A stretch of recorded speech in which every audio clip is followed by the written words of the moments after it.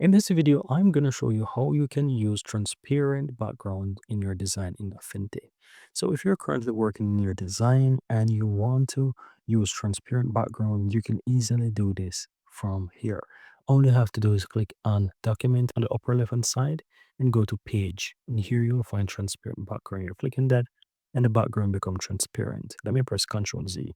If you're on your home page, let me click on home right here in the upper left, and you're about to create a new document, plus on the upper right and select document, and you want to start it or whatever it is. You want to start a new design with a transparent background. You easily choose a preset that you want to use.